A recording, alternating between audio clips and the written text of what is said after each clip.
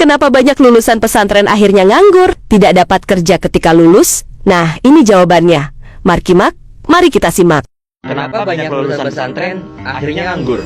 Ini bukan mengkritik pesantrennya ataupun membandingkan dengan institusi lain, tapi ini kritik buat santrinya. Gue lulusan pesantren by the way, 3 tahun di pesantren modern, 3 tahun di pesantren salaf. Gue juga lulusan pesantren, 6 tahun di pesantren, khatam Alfiyah, khatam Al-Quran, dan pernah jadi pengurus pondok. Banyak penelitian yang bilang kalau lulusan pesantren itu sering bingung abis lulus mau ngapain karena nggak punya keterampilan kerja yang jelas. Bahkan ada studi yang menyebut kalau lulusan pesantren itu memiliki adaptasi karir yang lebih rendah dibandingkan siswa kejuruan. Kenapa? Masalahnya ada di mindset santrinya. Banyak santri yang beranggapan kalau hidup itu cuma buat ngaji aja. Seolah-olah ketika kita keluar dari pesantren, dunia harus nerima kita apa adanya. Padahal dunia kerja gak peduli lu hafal berapa nazom. Yang dunia kerja peduli, lu bisa kerja atau enggak. Masalah selanjutnya adalah soal mental zona nyaman. Banyak santri yang udah lulus memilih untuk mengabdi kepada pesantren karena itu tempat paling aman, safe zone. Bukan berarti pengabdian itu salah.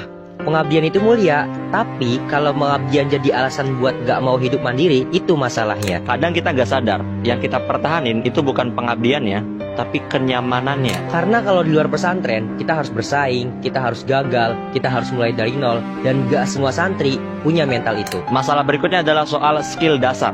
Banyak santri yang ketika udah lulus gagap teknologi, nggak ngerti Microsoft, nggak ngerti Word, nggak ngerti Excel, nggak ngerti operasi komputer, nggak ngerti dunia digital, administrasi. Padahal sekarang hampir semua kerjaan butuh itu, Pak. Lah, tapi kan di pesantren nggak boleh main komputer. Di Lirboyo, santri-santri boleh main komputer, Pak. Dibatasin, tapi nggak dilarang. Boleh, tapi diawasin. Masalah selanjutnya adalah minim pengalaman lapangan. Di sekolah-sekolah formal itu ada PKL, ada magang, ada praktek lapangan. Lah santri, jarang, Pak. Lah, pengabdian kan pengalaman kerja. Beda, Pak.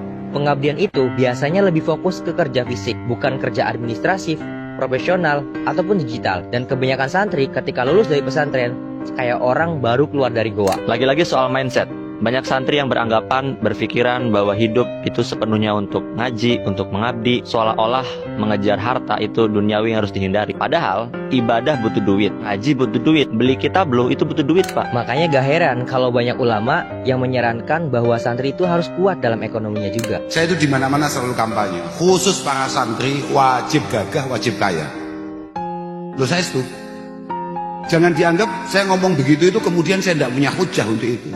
Al-Imam Asy-Syadzili mengatakan bahwa la budda lil alim mimmalin wajahin hatta la yadhilla li ahadin wa la yahtaja li ahad. Pesantren nggak salah, ilmu agama juga nggak salah. Yang harus berubah adalah cara kita memandang hidup. Santri itu bukan hanya kuat di kitab, Pak, tapi harus kuat juga mandiri di bidang ekonomi. Karena santri yang bisa mandiri di bidang ekonomi lebih leluasa untuk memperjuangkan agamanya. Kalau lu santri, coba lu tanya sama diri lu sendiri. Lu lagi nyiapin masa depan atau cuma lagi nunda kenyataan? Kalau lu setuju gak? Coba dong, gue mau tahu pendapat lu, isi di kolom komentar. Betul atau tidak?